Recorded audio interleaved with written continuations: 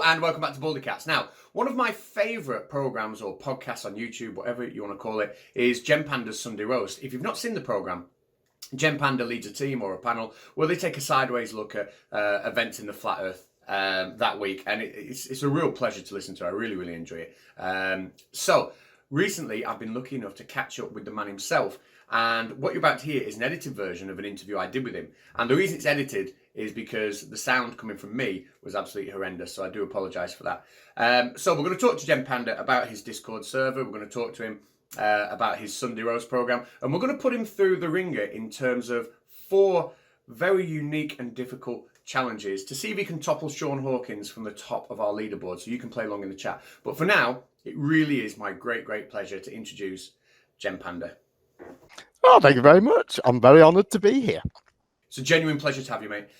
How did you get involved in the flat earth scene? Well, I mean, originally I was in the sort of atheist Christian debate that exists on YouTube.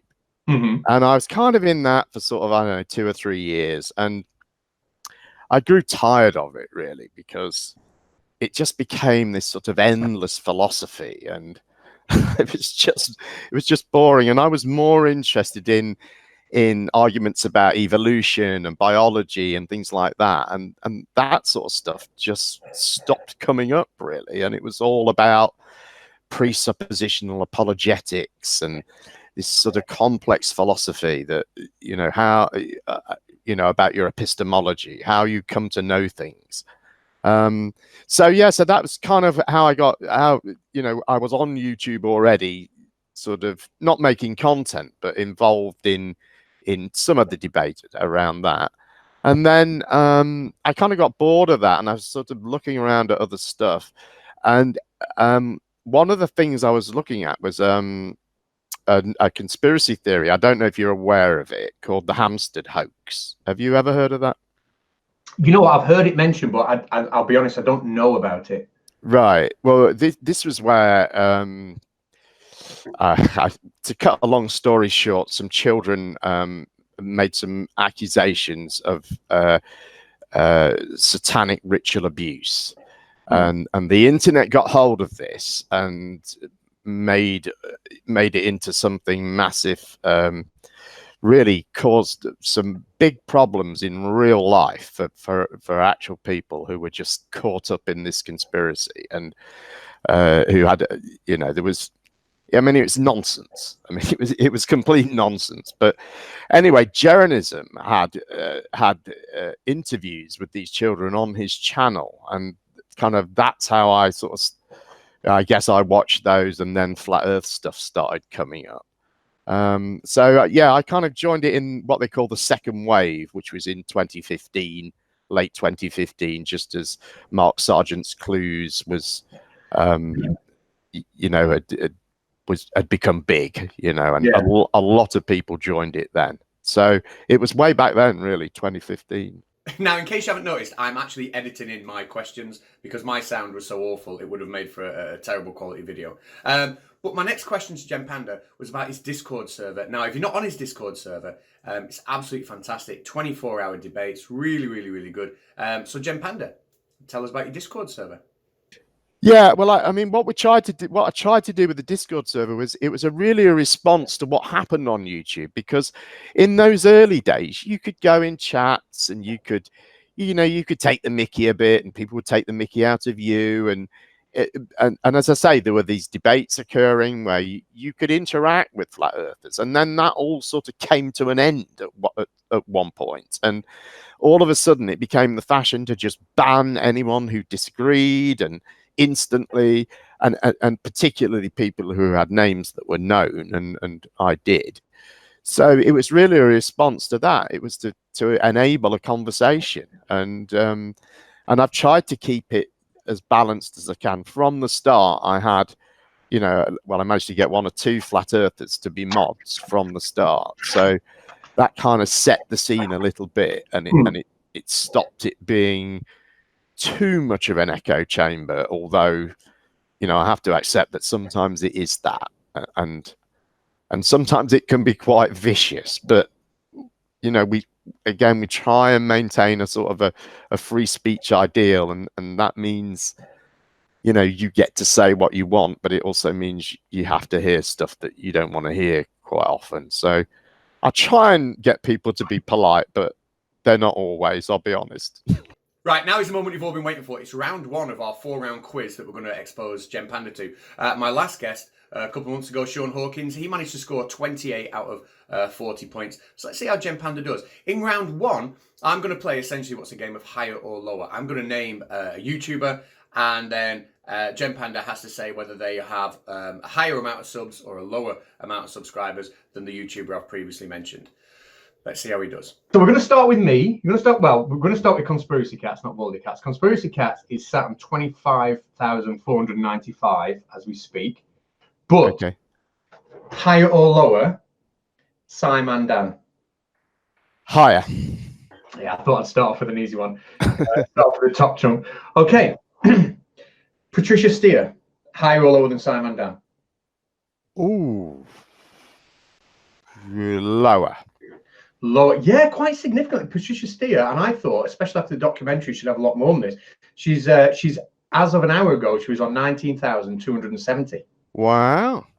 Which, yeah, I'd expect a lot more. But yeah, this to me is going to be a banana skin for you. This one, Beyond the Imaginary Curve, higher or lower than 19,270? Lower. You're right, but not by much. You know, 18,095. Wow. Yeah, I thought that was a potential banana skin. You're doing well. You're doing well, sir. So Nathan Oakley, his main channel, higher or lower than 18,095?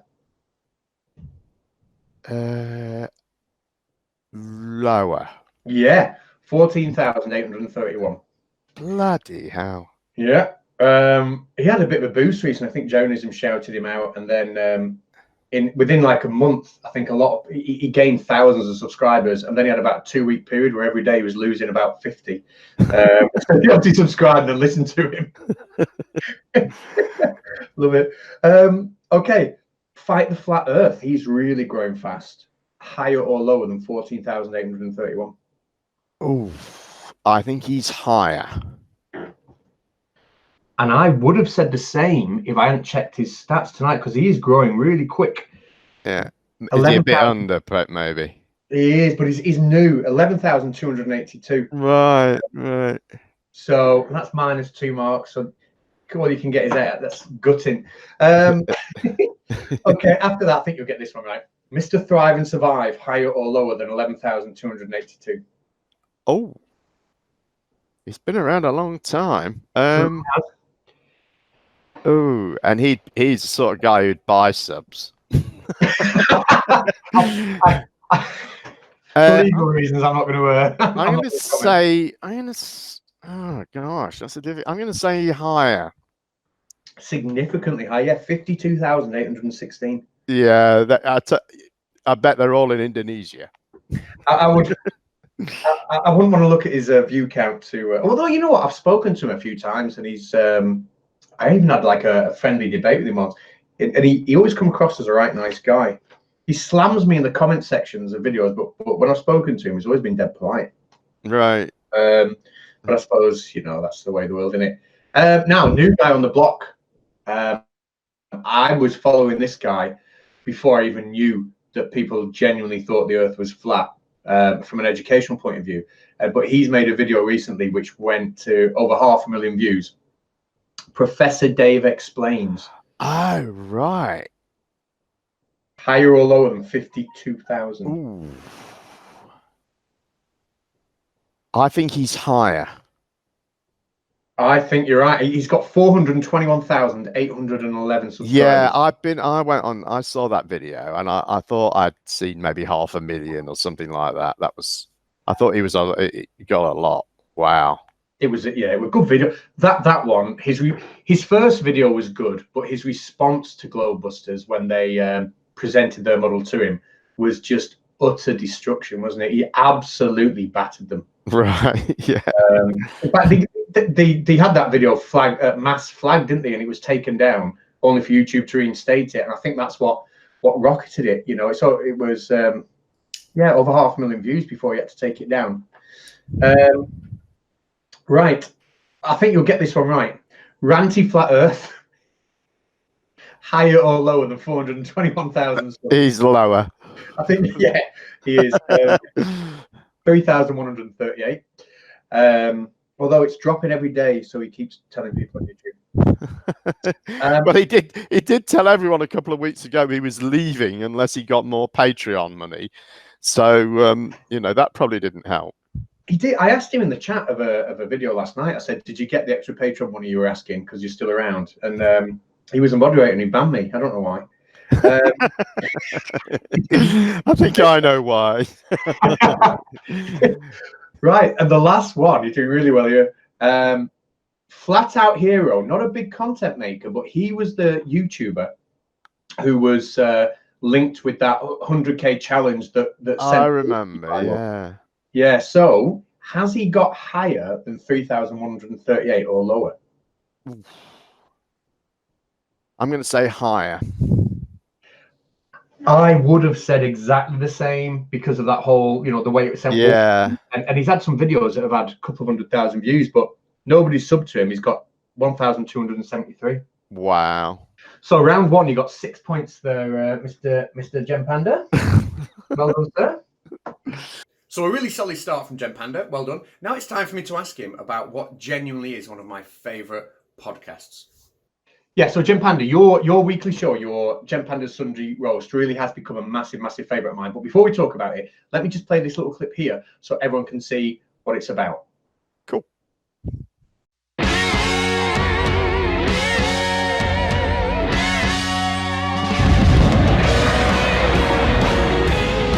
You're misleading the public. You're lying to people. We are part of a giant studio set. All the world's a stage in your mind. Jesus Christ, can suck my dick. Suck my dick.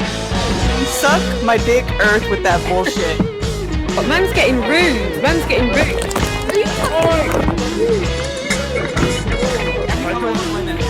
tell me I didn't say what. I'm lucky to you, right? It could be a what's it? It could be an onion ring. A hairless monkey zipping through the vacuum, or a potato rod. Yeah, if we dumped what we found right now, it'd be bad. It would be bad. Can't have can't have a flat earth and things making sense. So Gempanda, fire away. Tell us a little bit about your show and tell us how it came about. Well, really, it was. I felt like I wanted to have a voice. There were things I wanted to say about flat Earth, but when I've made videos, the sort of the style that I use for making videos, I can't produce anything quickly enough.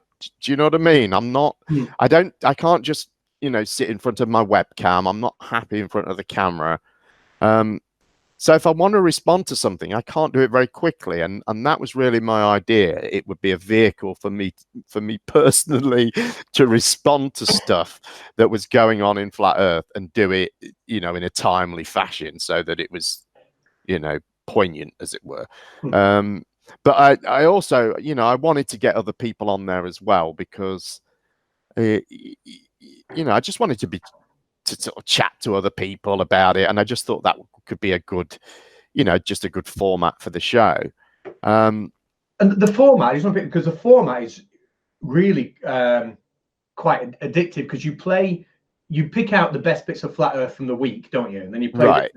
And then you usually have a panel of what, five or six people? Yeah, try and get as many as I can, and I basically try and get people who I know are going to have an opinion and will talk a lot. so then there isn't too much dead air, And you've got, but it's not just it's not like a ridiculing show, is it? Like you've got ex flat earthers, Spurs Chemo, from who anyone who goes in your Discord will know. He's quite heavily, doesn't he? And we managed to get Spurs on a couple of times. It's a bit late for him. He always says so. And we do. I mean, we take the mickey a little bit, but it's light-hearted. It's more sort of kind of gossipy, sort of chatting about what's going on. We don't really do debunking, or we kind of touch on it, but we don't really do anything like that. It's more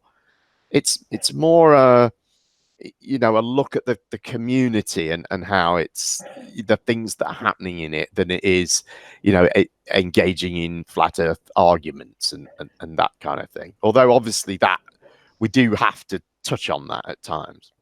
Well, that's what I find so engaging about the show. And I had an interview with, I was on Mark Doxey's channel a couple of weeks ago.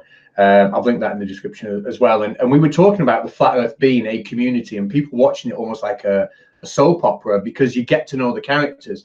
And right. The science, you know, when I listen to your stuff, everybody really knows the stuff. You all know the arguments inside out really well. And when that's needed, you know, you put, but the addictive side is that you are really looking at a community where we know all the characters, you know them inside out because you've been around so long, you know, and it's to me, it's just brilliant to hear you talk about how people have changed, how they've developed, you know, it's quite addictive. I love it.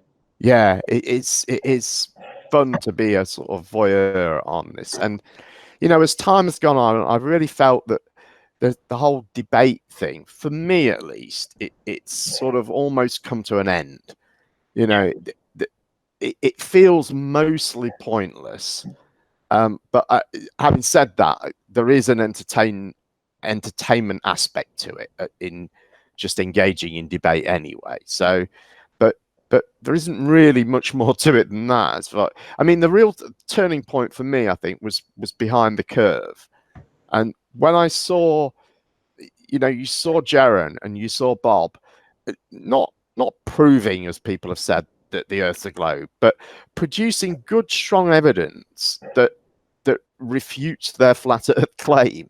Yeah. And it doesn't. I don't expect them to suddenly become, you know, stop being flat earthers, but it doesn't change their position one bit.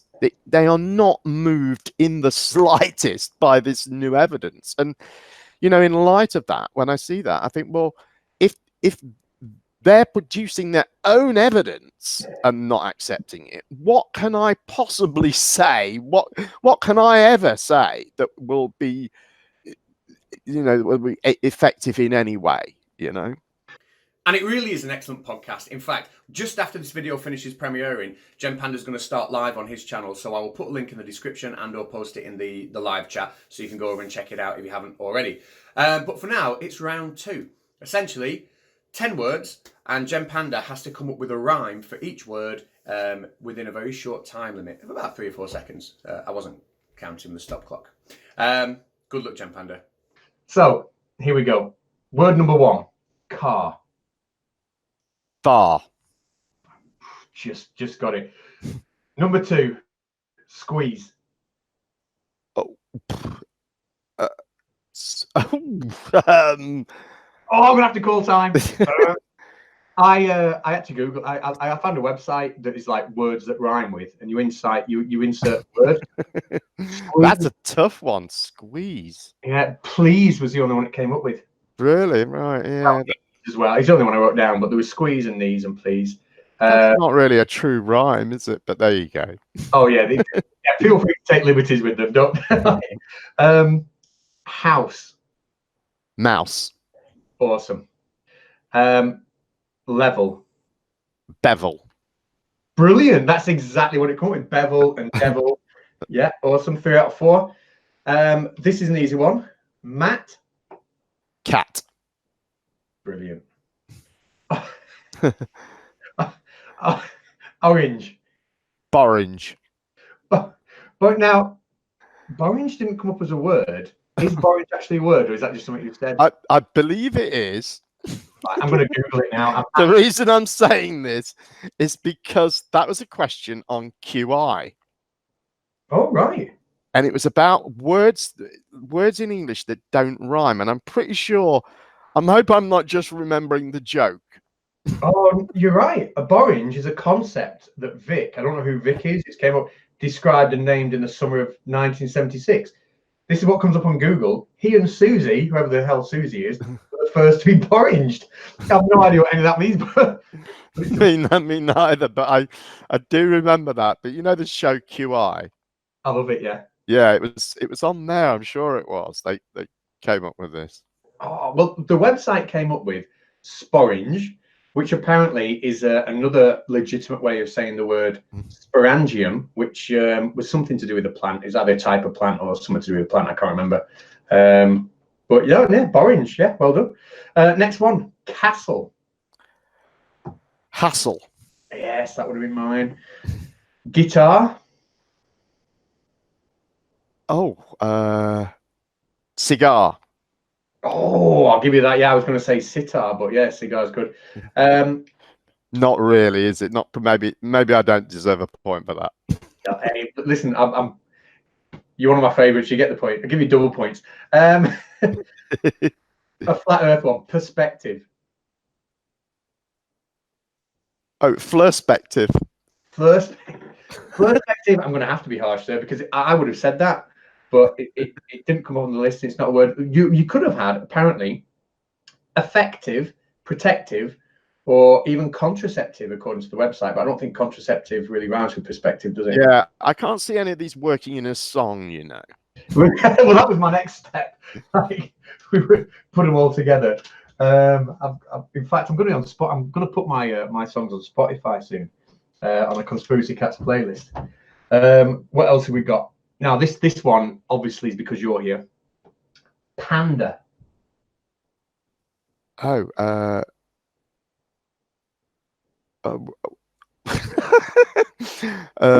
Stop. Out of time. The website threw up literally, I'm not kidding, about 25 words, and I didn't have a clue what any one of them meant. It had Vanda, Yanda, Kanda, Banda, Chanda, Granda, not Grander, Granda, and Handa, and I didn't bother writing down the rest because they were all similar. right. Literally no idea what any of them meant. So there we go. And is that 1, 2, 3, 4, 5, 6, 7, 8, 9, 10? That's all 10. So you scored. Oh, you scored 8, right? So I'll put you down for that. Yeah. That was good, mate. So Gempanda, you were on 14 points after 2 rounds. Sean Hawkins scored 28 points after 4 rounds. So you're well on schedule to at least match him. How are you feel? Are you feeling nervous or? Very nervous. It's a big deal. It is a massive deal. I know people are talking about. It'll be there forever. It'll be on YouTube forever. It will. You'll be immortal. In fact, I don't think it's too far to say that your legacy depends on how this quiz goes. Right, so it's on a knife edge. Can Gempanda topple Sean Hawkins? We'll see 2 more rounds. But for now, I want to ask Gempanda about fake flat earthers. And does Gempanda think that there are fake flat earthers on YouTube? And if so, does he think they're causing harm? And also, by doing what we do, by talking about flat earth and trying to debunk flat earth or give it attention, are we actually adding to that harm? Here's what he had to say. Yeah, good question. Thanks. Yeah. Are the fake flat earthers? I mean, there are certainly some flat earth trolls, if you like, that are basically people that are going around picking arguments. But I don't think that those are the people who are creating content. As for the people who are creating content, are they fake?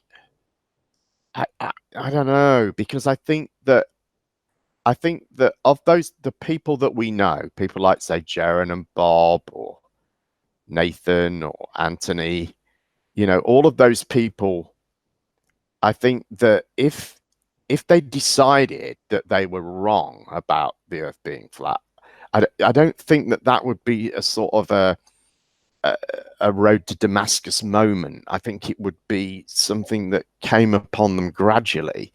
And so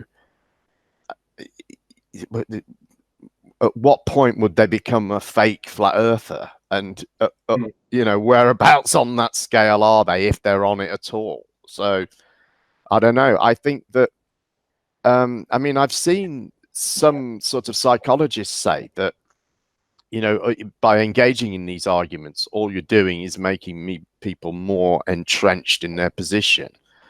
And, you know, that seems to be what's happening, really. You know, nowadays we see, you know, they I don't know, for instance, record some, you know, massive obstruction on the horizon. And that's just evidence of mirroring or angle of attack, or do you know what I mean? Nothing is, everything is flat Earth evidence these days. You know. Well, I mean, I'll put this up on the screen now, but Ranty Flat Earth, when he literally spent half an hour filming a boat leaving, was it Hesham or wherever it was, and actually going over the curve of the Earth and disappearing bottom up. He spent half an hour filming it, and again, just exactly like you said, claimed that was evidence for compression and a flat Earth. How can you look at something like that and claim that proves, right? I mean, what could we ever show them? Exactly. Yeah, because the globe Earth evidence has become flat Earth evidence. Now, one of my all-time favourite internet moments is from the Non Sequitur show, where the Beyond the Imaginary Curve team, so that's Del and Gav, faced off against Red Rhetoric and Gempanda himself in a debate, which of course ended with the Beyond the Imaginary Curve team rage quitting. Take a look at this clip, and then I'll discuss it with Gempanda. Yeah, just the pressure part. I get this. Let me wrap this up. Jesus. Okay, so we were asked to demonstrate something in reality. All right? We were asked to demonstrate something in reality, something that they like to call objective reality. When shown something that has been done and demonstrated in objective reality, which these guys could verify for themselves if they just bought a fucking plane ticket, all of a sudden it's not good enough because reasons. We weren't given any reasonable counter to the video I showed. We were given no reasonable explanation when it comes to pressure gradients, and we were given jack shit for evidence to show that pressure gradient is going to arbitrarily stop at a given altitude. So these guys, if they want to go ahead and say that they care about objective reality, I would recommend at this point that they start practicing what they fucking preach. Hey, man. Wrap up. Okay. Next topic. Gav. Okay, Gav. Now, tell us what your next example of why the globe model is ridiculous. What would be your next piece of evidence? I'd just like to maybe just very briefly respond to that rhetoric. Sure, and then go into your next example. Yeah. I won't bother. No, let's just go to the next example. So, Gempanda, that was when you had Beyond the Imaginary Curve, you had Gav and Del on debate on the Non Sequitur show, and that highlights the point I think you've made explicitly. I've linked that in the description, and anybody who watches that can see for the 5 or 10 minutes before, you've been pushing and pushing and pushing the idea that if we have a pressure gradient from the bottom of the Earth, at what point, if the flat Earth model is correct, at what point does that pressure gradient stop, and why does it stop? And to me, looking at the response there, when you're pressing them for that answer, Del gets up and walks out. Gav looks like he's going to address it, and then literally skips straight over. I mean, did they, in that debate, which is one of my favorite debates I've ever watched, did you feel that they answered anything at all that you could put their way? No, I didn't. And I really hope that we might keep a lid on it.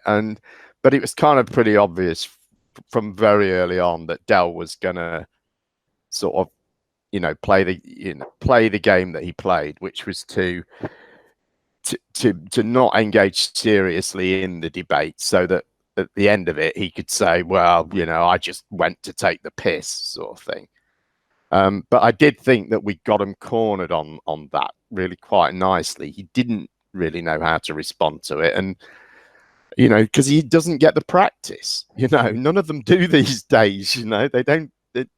And in the olden days, as I was saying, when there were debates all the time, you could go and try these arguments out and see how they played out. You could do it over and over. But yeah, it was a great moment. I mean, I did enjoy.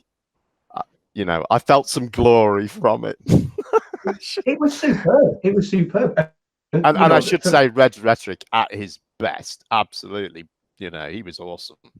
Right, I think you both were. I'd recommend anybody going and listening to. Like I said, I've linked it in the description for anyone who wants to see that start to finish. But it was an absolute destruction job, which unsurprisingly ended with the both of them, rage quitting and walking away, didn't it? Right, it did, yeah. I see as they retreated as far as I see it. But it does go back to what you said about the whole entrenching thing. You were talking about the density gradient, and it gets less and less. And Gav has got supposedly a master's in physics, and the only answer they could come back with was, well, how are you measuring pressure? That was, I mean, how does that? How is that an answer? Because I know that, obviously I'm very familiar with Dell's line of argument. I was actually one of the first people to go on his, in fact, I think I was the first person to go on his show and really challenge him. And so I knew that he would keep it to basically water and pressure. And I just thought, well, I need a simple way of getting through this. And it was something that someone came up with in my Discord server, an argument that they made, and I thought, oh yeah, I like that. I like the structure of that, and because if they're saying that there isn't, that it stops somewhere, then you can say, well, where's your evidence for that? Because I can evidence very easily that there's a gradient. My ears pop when I drive up a hill. We experience this all the time. So, and I knew that it would suit Dell, that I'm drawing from personal experience, and he's got to propose some mechanism for this to stop working that he has no evidence for. So I hoped I would tie him in a bit of a knot, and I think I did. Absolutely stunning. But what you just said there about what I should have played. In fact, I am going to do that now. I'm going to play what happened after I pause that clip there. Cool. It's an absurd claim to think that water can bend and conform to the exterior of a shape. That's literally the next thing. Yeah. And it's Dell's favorite, and I actually made a video. It's called "Debunking Dell's Dogmatic Drivel," that I made when he was doing his early street stuff. And back then, his argument was water. And if you go to him now, you go and watch his show now, you won't watch it for half an hour without him mentioning water. But I said to him, how do you know that water is level? And he said, well, I've measured it. And I said, well, how do you measure it? And he said, with water. so what, you're using water to measure the water is level, because I think, he makes that claim all the time. Well, how do you know that? How have you determined that it's level? You're just looking at it, Yeah, so I have linked that debate in the description. It was absolutely brilliant. But for now, it's round 3. Gempanda, you have 10 seconds to name as many Star Wars characters as you can, up to a maximum of 10 points. Off you go. You've got 10 seconds to name as many characters from Star Wars as you can. 3, 2, 1, go. Luke Skywalker, Darth Vader, Princess Leia, Han Solo, Chewbacca. And that's your 10. You got 5.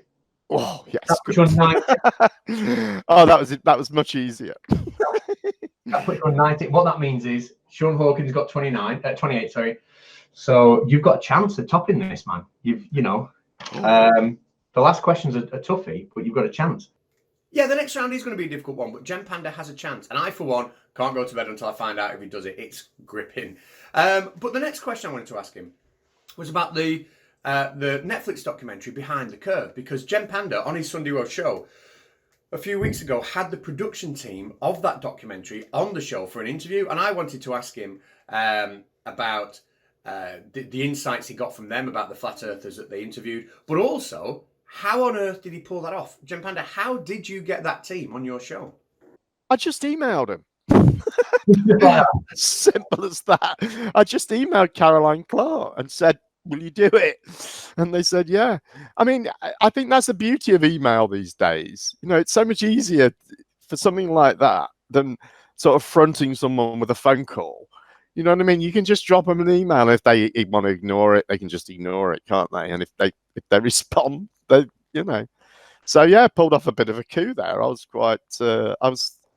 And they didn't reply until quite late. I think it was like the Thursday when they responded before the Sunday. So it was all a bit of a. That was how you were on the show, and because I thought, well, they're not going to respond. I need somebody else. You know what I mean, to fill this up. So yeah, it was a bit of a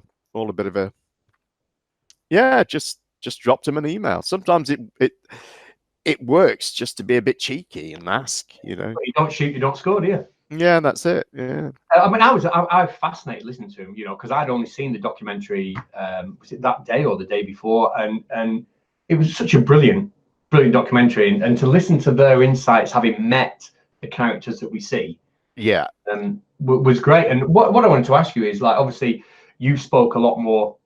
You know, I'm sure you spoke behind the scenes and stuff with them, etc. Did the way that they talked about, you know, your Patricia Steers, your Mark Sargents, did it change the opinion you had of them? Did it, you know, or just solidify it?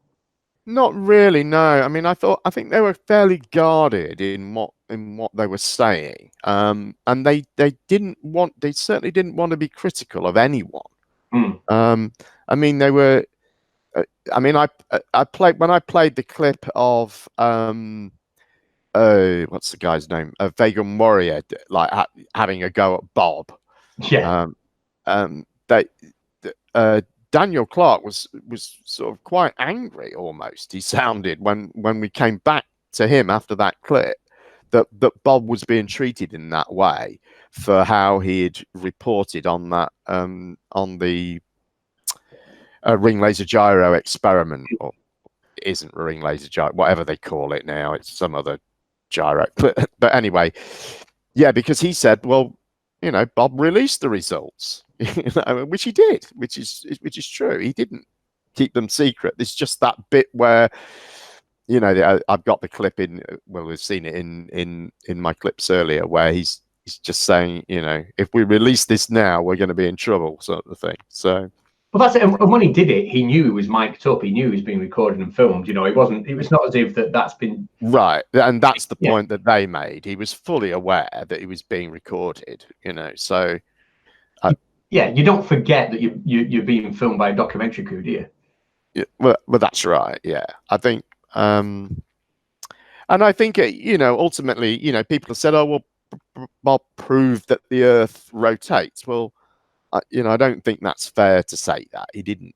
He just produced some strong evidence that says it rotates, but he didn't prove it rotates.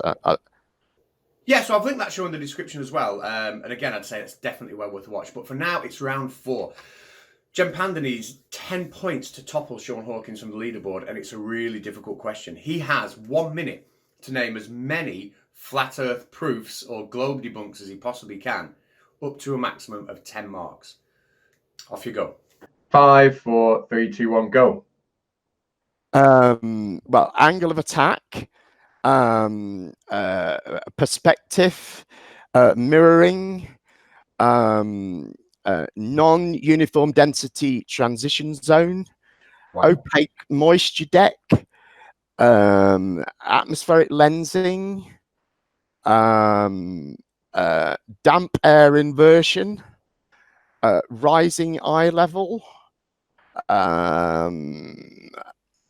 atmospheric perspective, angle of incidence, swell height, concentration rate, angular perspective. Did I say that? Oh, you got that one, yeah. Oh, what else is there? Fata Morgana. Oh, bendy light, tidal bores. Stop. I had to stop you before tidal balls. So you don't get that one. Now, I know how incredibly important this is. How many did I get? How many do you think you got? Oh, I bet I got 9, didn't I? You needed 9. Let me have a count. Now, in the post edit, I might have to do a Stewie's inquiry to see if you did some twice.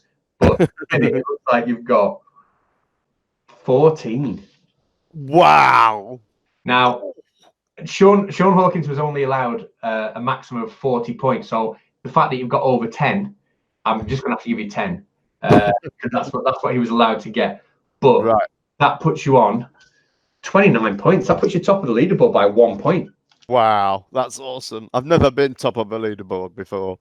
I'm going to go and melt down all my wife's jewelry and mold it into a statue that says Gempanda. But put it on the wall. But sorry, Sean, if you're watching, you did brilliant. That's the cool world of the internet, isn't it? That's right. Yes. And I've been listening to this nonsense a long time. The king is dead. Long live the king. So, Gempanda, you did it. Well done. Congratulations, Sean Hawkins. Commiserations. But you are still a very close second. I just want to, before I go, say sorry about the sound issues from my end, which is why I'm having to edit these little bits in. But I have got it sorted for next time. I've got a decent microphone, and that should hopefully make a big difference. But before I do leave, two things. First of all, thank you, Gempanda, for coming on. When this video ends, Gempanda's Sunday Roast will be starting on his channel, so please spam that link in the chat, and as many people as possible go over and watch it. It's really, really, really good. It genuinely is one of my favourite shows on the internet. And the second thing, Gempanda is more than just about the Discord server and the Sunday Roast. He also makes some excellent debunking videos, like the one I'm going to show you now. We're all familiar with the ridiculous argument from the Flat Earth debate team and Quantum Eraser about science and the strict myopic definition of what an independent variable is. So Gempanda debunked that in spectacular fashion, and he's given me permission to show the video I'm about to show now. And that will play the show out. So Gempanda, thank you again. Thank you for watching, and I'll see you soon.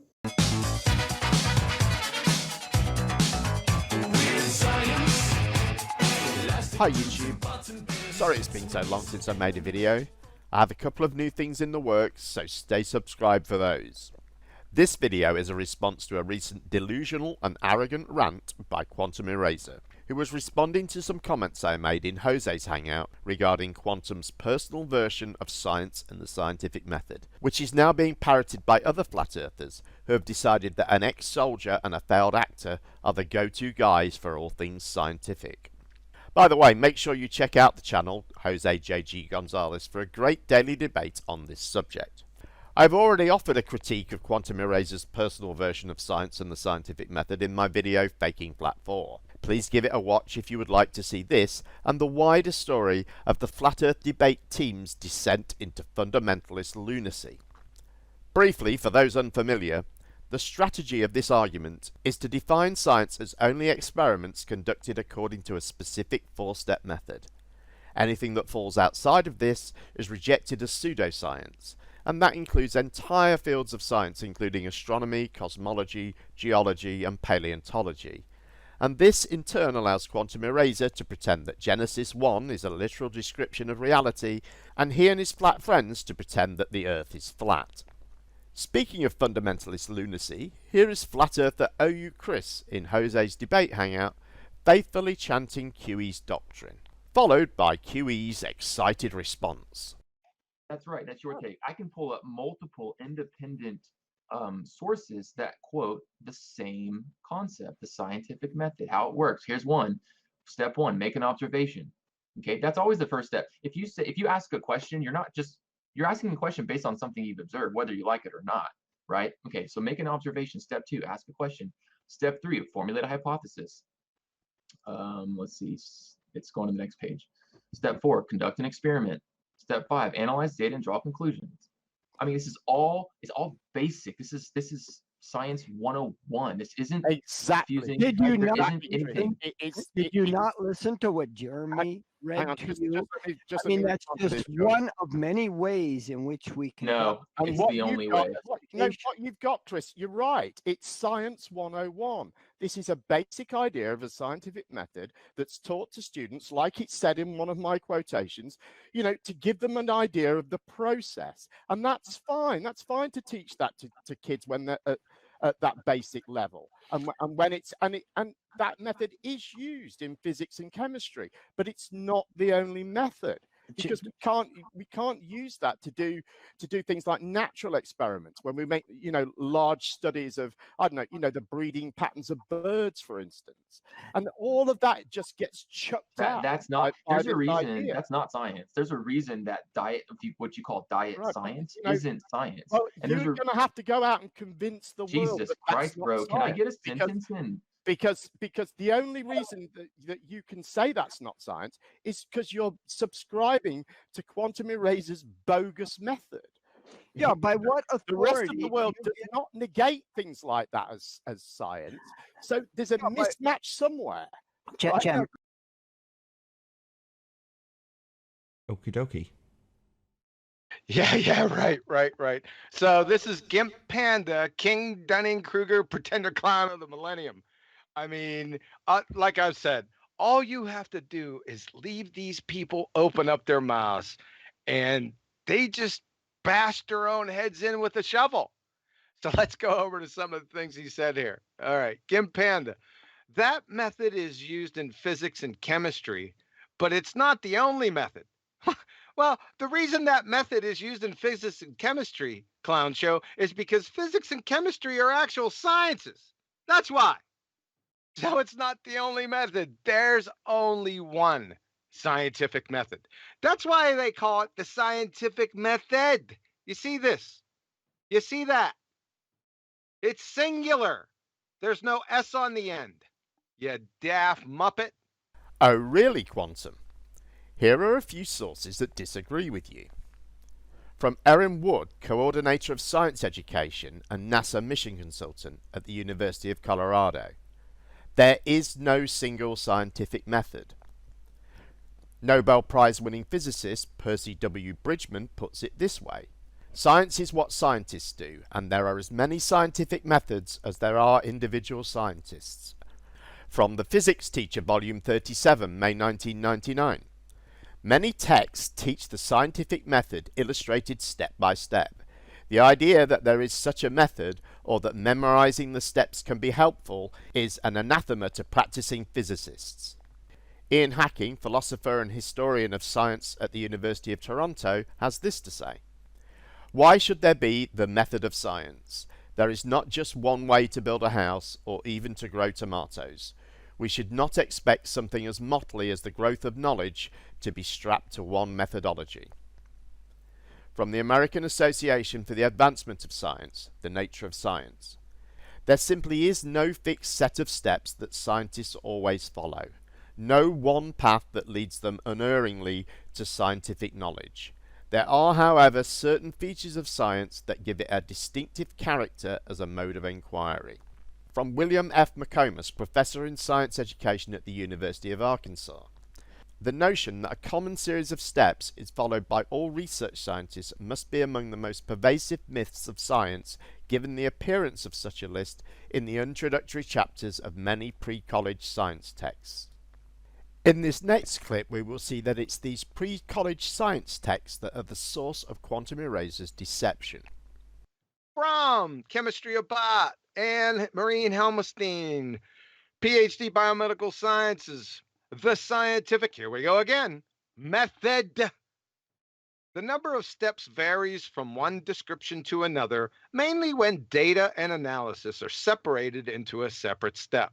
But this is a fairly standard list of 6 scientific method steps, which you're expected to know for any science class. Clearly, Quantum is reading from something prepared for children. Here is some more expert opinion on the matter. My apologies if this gets a bit repetitive, but I want to show that this is a generally held view, while Quantum's requirements for science are a cobbled together version of his own making. From the University of California, Understanding Science. Misconception. There is a single scientific method that all scientists follow. Correction. The scientific method is often taught in science courses as a simple way to understand the basics of science testing. In fact, the scientific method represents how scientists usually write up the results of their studies, and how a few investigations are actually done. But it is a grossly oversimplified representation of how scientists generally build knowledge. The process of science is exciting, complex, and unpredictable. It involves many different people engaged in many different activities in many different orders. From the National Science Teachers Association of the USA, position statement on the nature of science. Science is characterized by the systematic gathering of information through various forms of direct and indirect observations, and the testing of this information by methods including, but not limited to, experimentation. From William J. Beatty, Department of Chemistry at the University of Washington. Scientists don't follow a rigid procedure called the scientific method in their daily work. The procedure list is a myth spread by K6 texts. It is an extremely widespread myth, and even some scientists have been taken in by it, but this doesn't make it any more real. Real scientists use a large variety of methods. Hypothesis, experiment, conclusion is one of them, and it's very important in experimental science such as physics and chemistry, but it's certainly not the only method. It would be a mistake to elevate it above all others. If the scientific method listed in a grade school textbook proves that astronomy is not a science, then it's the textbook which is wrong, not astronomy. Dr. John Denker, professor at the Institute of Theoretical Physics, University of California. Voltaire famously remarked that the Holy Roman Empire was neither holy nor Roman nor an empire. It's an idiomatic expression. In English there are hundreds of such expressions. An idiomatic expression must never be taken literally, otherwise it crosses the boundary from idiomatic to idiotic. It is important to realize that the scientific method is an idiomatic expression and can be quite misleading. For starters, it ought to be plural, not singular, because there is not a single method for doing science, just as there is not any cut and dried method for writing a novel. In fact, scientists use a great many methods. Alas, misconceptions about this are appallingly common among non-scientists. People who have not done any research, nor even seen it done, sometimes equate the scientific method with a step-by-step hypothesis testing approach. This is a travesty. It makes research seem hundreds of times easier than it really is. In addition, overemphasis on one particular method makes it impossible to understand the history of science. From the Geological Society of America, The Nature of Science and the Scientific Method, a source which Quantum Eraser cites himself. Research clearly shows that most students and teachers do not adequately understand the nature of science. For example, most teachers and students believe that all scientific investigations adhere to an identical set of steps known as the scientific method. The scientific method in actuality isn't a set sequence of procedures that must happen, although it is sometimes presented as such. Some descriptions actually list and number 3 to 14 procedural steps. No matter how many steps it has or what they cover, the scientific method does contain elements that are applicable to most experimental sciences, such as physics and chemistry, and is taught to students to aid their understanding of science. I can find many more citations like these.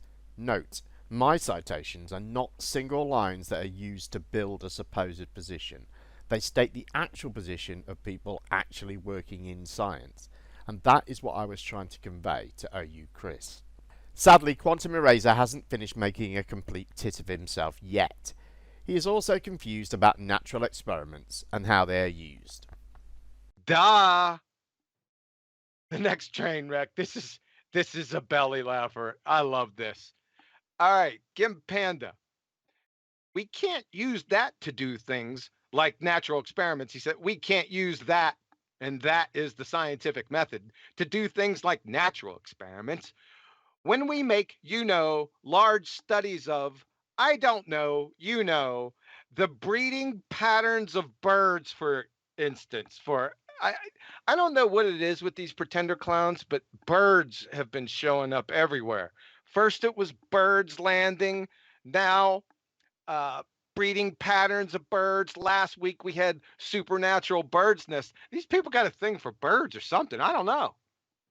So let's get to this natural experiments, right?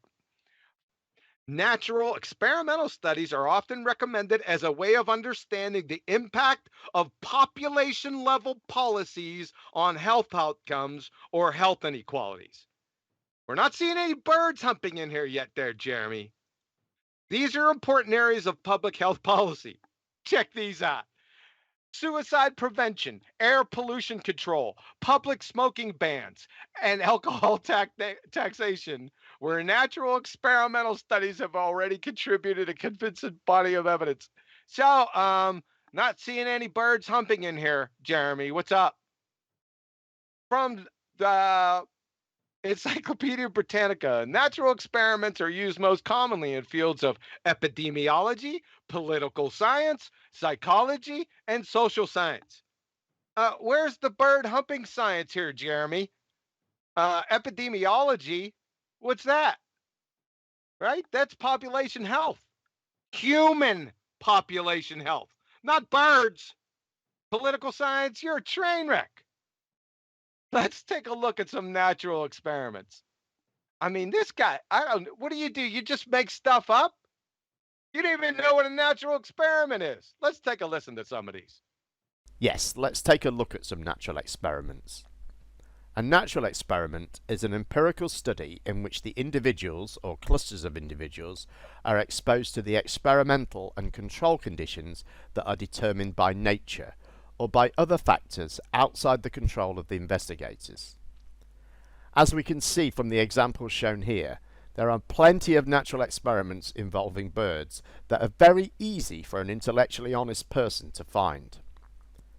Quantum Eraser is an ignorant buffoon who relies on willful ignorance and extreme arrogance to sound convincing. There are no reputable sources that define science the way he does. Pretending that there are is dishonest and or delusional. His independent variable word game is just that. A silly word game designed to make him feel like he is winning an argument. Anyone who chooses to subscribe to his nonsense is simply a victim of low-quality fundamentalist Christian indoctrination.